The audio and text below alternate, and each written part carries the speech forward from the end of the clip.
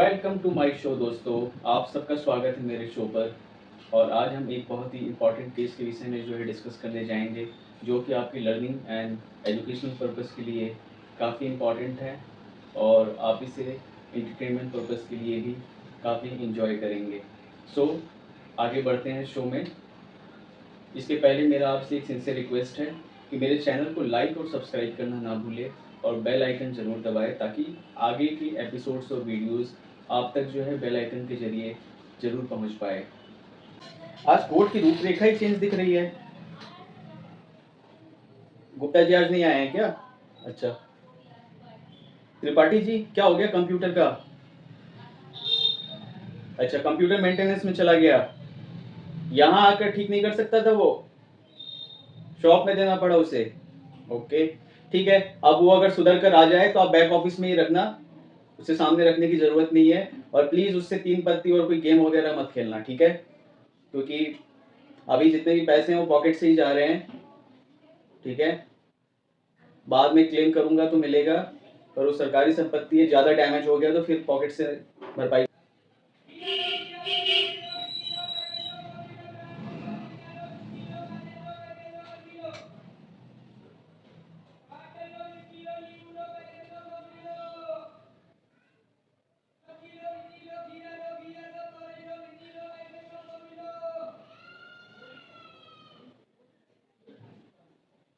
अरे मैं इंतजार कर रहा हूँ, ये तोरी सब्जी भिंडी ये जो बेच रहे हैं रेडी पटरी वाले, इनका एक बार जो इनका इनका आवाज़ लगाना बंद हो जाए तब हम केस को आगे बढ़ाए। चौल में अगर अदालत चलानी है तो ये सब तो भाई कॉम्प्लीमेंट्री है, फ्री मिलेगा ही। जब तक सरकारी ऑफिस नहीं मिलता है तब तक ऐसा करते हैं कि एक साउंड प्रूफ ग्लास लगवाते हैं अपने बजट से ही, ताकि ये सारी आवाज़ें सुननी ना पड़े। ठीक है, केस की कार्रवाई को आगे बढ़ाते हैं। आज 1 अगस्त 2025 है। स्टेट वर्सेस अनुपमा देवी के केस का आज तीसरा दिन है और जैसा कि मैं आज देख पा रहा हूँ कि दोनों ही पक्ष हाजिर है। सो आगे की कार्रवाई शुरू करते हैं। चोटवानी साहब, अनुपमा देवी के बिहाफ में आपका क्या सबमिशंस है? हम्म हम्म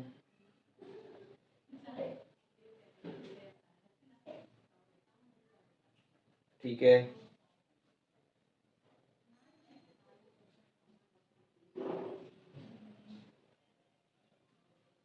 ओके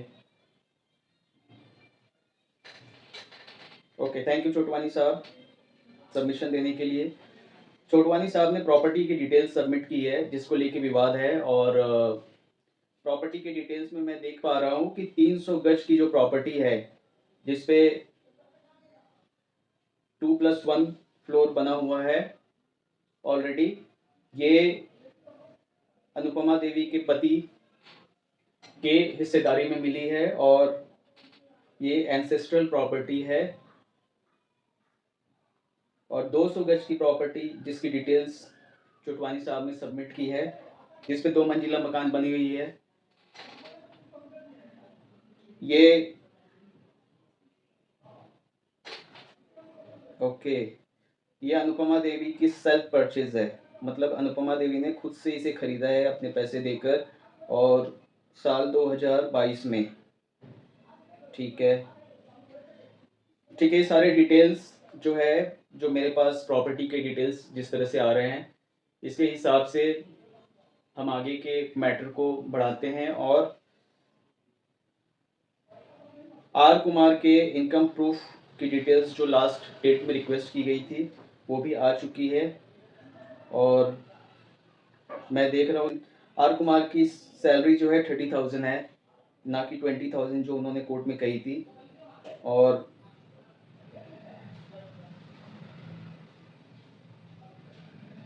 साथ में चोटवानी साहब ने ये भी स्टेटमेंट सबमिट की है विद फोटो एंड डिटेल्स कि आर कुमार एक ग्रॉसरी शॉप भी होल्ड कर रहे हैं जिससे उनको इनकम होती है रोजाना। सो कोर्ट चाहती है कि आर कुमार जो है कैटेगरी में हाजिर हो। हाँ जी, आर कुमार जी। नमस्कार जी, नमस्कार। मिस्टर आर कुमार, आपको तो माइनर सी चोट आई थी, फिर भी पुलिस ने जो है अनुपमा देवी पे अंडर सेक्शन 109 बीएनएस भारतीय न्याय संहिता के तहत जो है केस फ्रेम किया था, जो कि ग्रेवियस हार्ट के लिए होता है। मतलब अगर अटेम्प्ट टू मर्डर हो तो 109 जो है लगाया जा सकता है। बट आप जो है सही सलामत सुरक्षित जो हमारे सामने खड़े हैं, और मैं देख रहा हूँ माइनर से चोटें भी आपको आई है, और जबकि आपके डॉक्यूमेंट्स जो है कुछ और कह रहे थे। पिछली डेट में आपको क्या हो गया था? फीवर आ गई थी? ठीक है, फीवर तो आना जाहिर सी बात है, आप झूठ बोल रहे हो कोर्ट में। 20,000 की इनकम आप कह रहे थे और 30,000 का डॉक्यूमेंट सबमिट किया है। 30,000 करके मैं देख रहा हूँ हर एक महीने आपको सैलरी मिलती है, और आपकी एक दुकान भी है जिससे इनकम आता है। ये झूठ क्यों कहा आपने कोर्ट में? आपको पता है कि झूठ जो है पर्जरी होती है, और उसके तहत आपको जो है बहुत बड़ी सजा हो सकती है कोर्ट में झूठ बोलने के लिए। इसके पहले कितनी बार झूठ बोला आपने कोर्ट में? पहली बार है? पहली बार है इसलिए माफ कर रहा हूं मैं। तो माफी ऐसे नहीं मिलेगी, मुर्गा बनो, मुर्गा बन जाओ। अरे मुर्गा बनो, इंतजार कर रहे हो क्या? हम्म, ठीक है, जब तक आप तुम्हारे मुर्गा बने हुए हैं। चोटवानी साहब, आपका और कोई सबमिशन है अनुपमा देवी के लिए?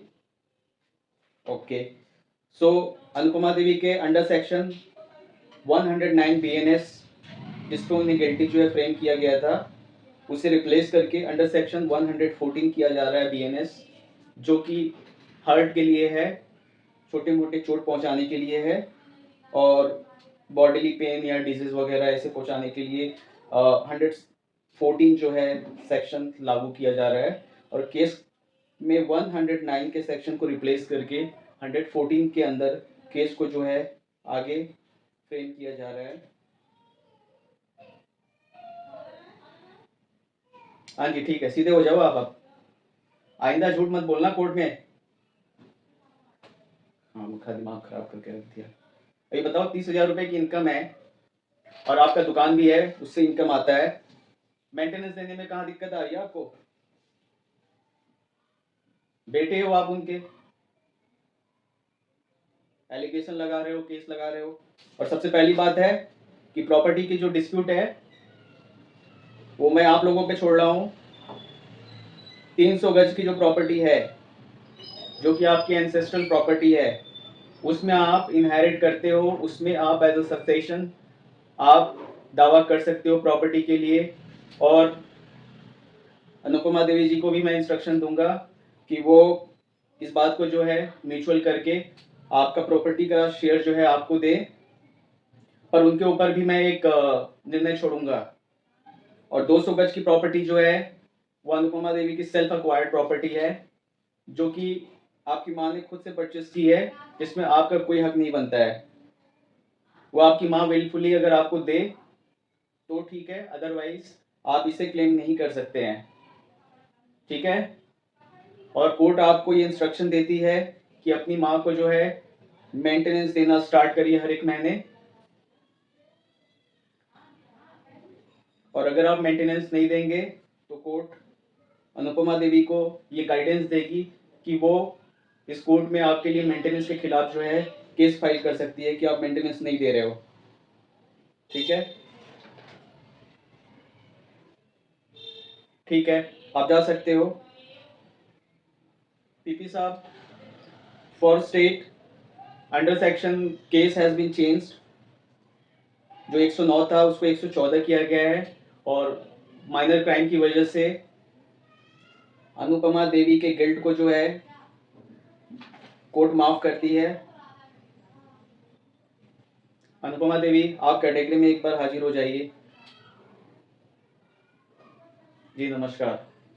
तो अनुपमा देवी, जैसा कि आपने सुना और मैं आपको फिर से रिपीट कर देता हूँ कि आपकी जो 300 गज की प्रॉपर्टी है उसमें आपके बेटे का भी हक है।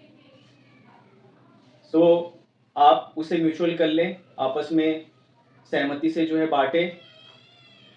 अदरवाइज आपके लड़के के पास भी ये हक है कि वो आगे पार्टीशन सूट के लिए मामला कोर्ट में फाइल कर सकते हैं। सिंस आपका जो है दोस्त बहुत ही नेग्लिजिबल है, इसलिए कोर्ट आपको बाइज्जत बरी करती है, और साथ में आपको आपके जो 200 गज की प्रॉपर्टी जो आपने खुद खरीदी थी 2022 में, जिसकी डिटेल्स और डॉक्यूमेंट्स आपने जमा की है, वो कोर्ट जो है डिस्प्यूट से बरी करती है, वो आपकी खुद की प्रॉपर्टी है। और साथ में कोर्ट आपको ये सलाह देती है कि आप 6 महीने तक ऑब्जर्व करो, अगले 6 मंथ तक अगर आपका लड़का आपको मेंटेनेंस वगैरह देता है, कंटिन्यू रखता है, और उनके बाद व्यवहार और चीज़ों में जो है कुछ चेंजेस आते हैं, तो आप प्रॉपर्टी का जो मसला है आपस में राय सलाह से उसे जो है सुलझा ले तो अच्छा रहेगा, नहीं तो फिर वो पार्टीशन सूट में बहुत ही लंबा चलेगा वो मैटर। जी, अगर आपको मेंटेनेंस नहीं मिलता है तो आप मेंटेनेंस के लिए आप कोर्ट में केस फाइल कर सकते हैं, जिसमें आर कुमार के खिलाफ मुकदमा चलाया जाएगा। आपको और कुछ कहना है?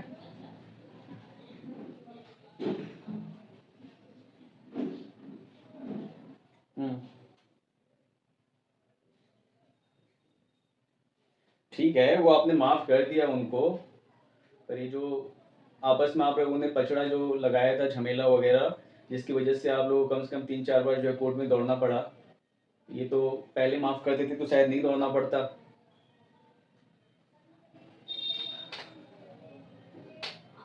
देखो, ये माँ होती है, माफ़ कर दिया तुम्हें। मिस्टर आर कुमार, अभी भी समझ जाओ और अपनी माँ की देखभाल करो और मेंटेनेंस देना स्टार्ट करो। क्लोजिंग स्टेटमेंट छोटवानी साहब आपकी कुछ है? Okay, closing statement state. PP साहब आपकी कुछ है? ओके, सो कोर्ट ने as the closing of this case Anupama Devi को बाइज्जत बरी किया, उन्हें मेंटेनेंस क्लेम करने के लिए एडवाइस की, और साथ ही उनके लड़के को मेंटेनेंस अपनी माँ को देने के लिए जो है एडवाइस किया है। सो आई होप आपको ये केस जो है जिस तरह से डील हुई आपको अच्छा लगा होगा, समझ में आया होगा, और कानूनन क्या प्रोविजंस है ज़्यादा इलेबोरेट करके तो नहीं बताया, पर जितना तक संभव हो पाया है कोशिश करके आप लोगों को लॉ के लिए जागरूक किया मैंने, कानून के लिए जागरूक किया कि आप जानें कि आपका अधिकार क्या है। And with this statement I am closing this case and the court is adjourned. Thank you.